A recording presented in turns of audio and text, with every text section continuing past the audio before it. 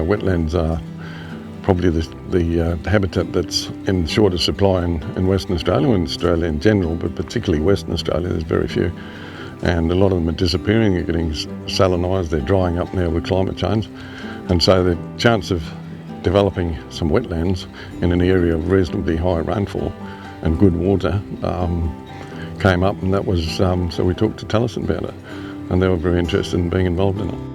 The project started before my time here, but I was fortunate enough to be here in 2017 when it was completed, and I've really only seen what it looked like beforehand in photos, and it's not comparable. It's a stark contrast. It's now a place that encourages a variety of native flora and fauna to frequent the area. So it's been a massive improvement. So the idea was to create areas of shallow water with protection on them, reeds for the water birds, particularly the Australasian bittern. I monitored the birds from 2013 up to 2018, once a month.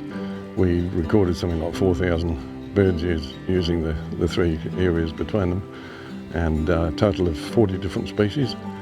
Before mining, we calculated there'd have probably been possibly 7 fairly common species that might have used, because there was no water here, it's going back right before the first mining. And so there's probably 35 species that have come in as a result. It was so exciting to see the community get behind this. So we had, over 100 people, community school groups, other groups in the community, like we've heard the local scout group and so on.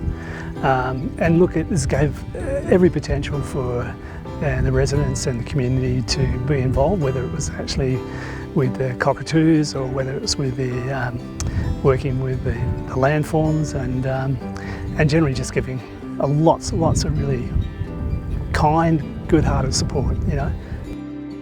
If you're going to do anything, you need to have the community involved, otherwise you're going to achieve nothing. It's absolutely essential.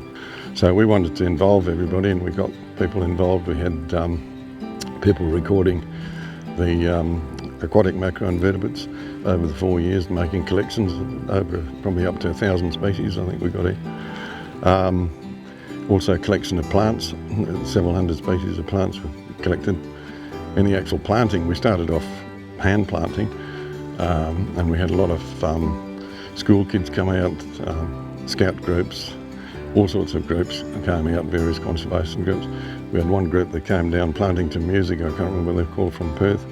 And they had the music blaring, and they were out there planting, so it was quite good.